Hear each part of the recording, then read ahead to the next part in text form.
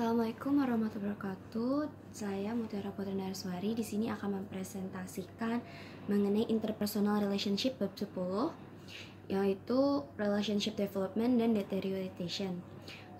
Hal pertama adalah relationship development sendiri adalah kemajuan atau peningkatan hubungan. Nah, pada tahap ini itu pada relationship development itu adalah untuk memelihara hubungan dengan banyak cara. Hal ini ditandai dengan adanya kemajuan teknologi, khususnya media massa, seperti contohnya internet, telepon genggam, dan lain-lain. Adapun unsur-unsur yang mendukungnya, seperti yang pertama itu ada be nice, yaitu menjaga kesopanan, aktif, dan bersahabat. Yang kedua ada communicate, yaitu menjaga hubungan dengan teguran kecil seperti apa kabarnya, dan lain-lain. Lalu yang ketiga ini ada be open atau sharing, atau berbagi satu sama lain antara partner. Yang keempat itu ada give assurance, yaitu memberikan jaminan terutama rasa kenyamanan pada pasangan Anda, baik pasangan kekasih, sahabat, ataupun keluarga kita. Lalu yang kelima ini ada share joint activities, yaitu menghabiskan waktu dengan orang lain, misalnya hangout bersama teman. Lalu yang kedua itu ada relationship maintenance. Di sini itu adalah usaha mempertahankan hubungan. Nah, di sini tuh ada yang namanya conflict management strategy, yaitu strategi dalam menghadapi konflik yang terjadi dalam sebuah hubungan. Yang pertama ini ada win-loss and win-win strategi.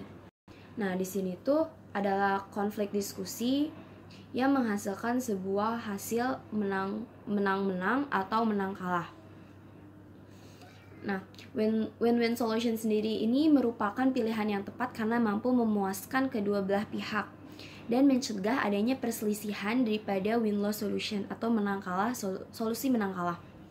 Win-win solution juga membuat konflik lebih less unpleasant atau kurang tidak mengenakan dan lebih mudah untuk melihat konflik sebagai sebuah penyelesaian masalah ketimbang perdebatan. Yang kedua ini ada avoidance and active fighting strategi.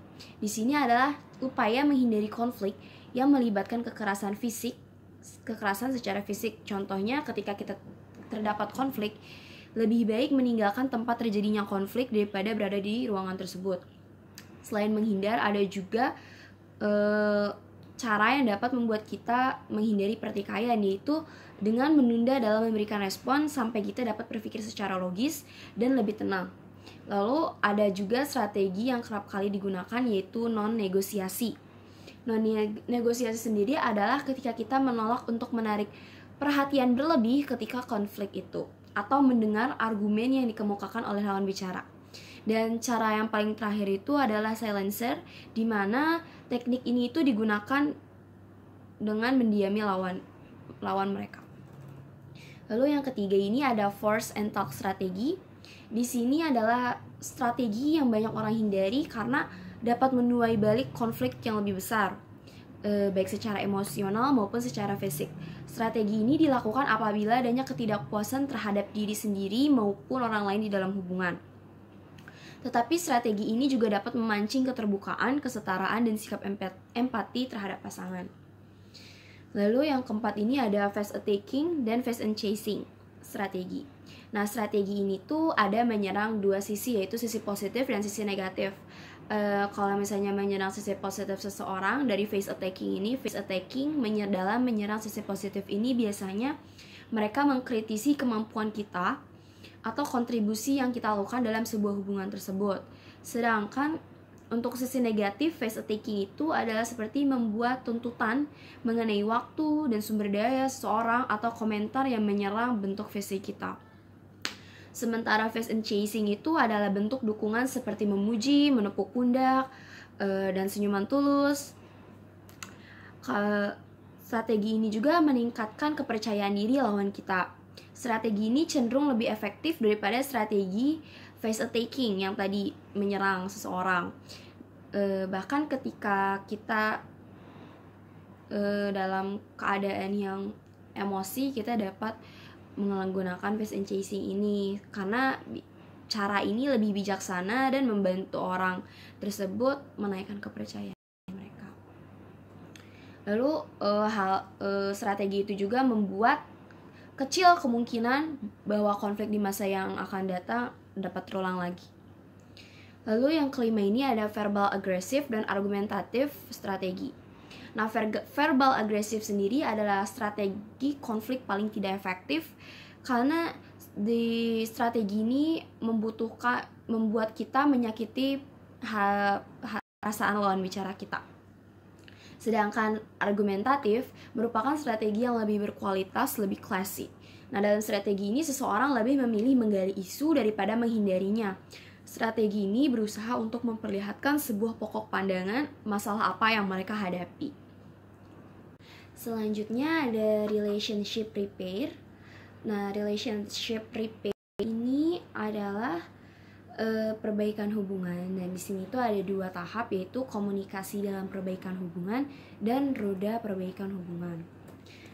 Komunikasi dalam perbaikan hubungan sendiri adalah jika ingin menyampaikan kelanjutan hubungan, Anda dapat mencoba melakukannya dengan mengubah pola komunikasi Anda. Pada dasarnya mempraktikkan wawasan dan keterampilan yang dipelajari dalam teknik ini. Pertama, kita akan lihat di beberapa cara umum untuk memperbaiki hubungan, dan kedua, kita akan memeriksa cara untuk menangani perbaikan ketika Anda adalah satu-satunya yang ingin mengubah hubungan tersebut. Lalu yang kedua adalah roda perbaikan hubungan. Ini akan dijelaskan oleh Satria. Assalamualaikum warahmatullahi wabarakatuh. Perkenalkan, nama saya Satria Wibisono. Saya mahasiswa dari Fakultas Ilmu Sosial dan Ilmu Politik Universitas Negeri Jakarta dari jurusan Public Relations angkatan 2019. Kali ini saya akan membahas materi tentang roda perbaikan hubungan dalam komunikasi interpersonal. Saya akan melanjutkan materi yang disampaikan oleh teman saya. Apa saja sih yang terdapat di dalam roda perbaikan dalam hubungan? Yang pertama adalah recognize the problem atau kenali masalahnya. Langkah pertama Anda adalah harus mengidentifikasi sebuah masalah dan mengenali keduanya secara intelektual dan emosional. Yang kedua adalah risk atau risiko. Cobalah Anda ambil risiko untuk meningkatkan hubungan Anda, risiko pemberian tanpa kepastian timbal balik. Dan yang ketiga adalah integrate solution to normal behavior. Seringkali solusi yang dicapai setelah pertengkaran hanya diikuti untuk waktu yang sangat singkat. Kemudian pasangan kembali ke perilaku yang sebelumnya. Sebagai contoh, buatlah bertukar nikmat, pujian, dan perilaku menghargai. Itu adalah bagian dari hubungan dengan tingkah laku yang normal. Dan yang keempat adalah affirm each other, saling menegaskan. Setiap strategi perbaikan hubungan harus memasukkan dukungan dan evaluasi yang positif. Evaluasi yang positif. Salah satu cara untuk menegaskan adalah dengan cara berbicara secara positif dan membalikan pola-pola komunikasi negatif. Dan selanjutnya adalah post possible solution. Pose kemungkinan solusi itu. Setelah masalah teridentifikasi,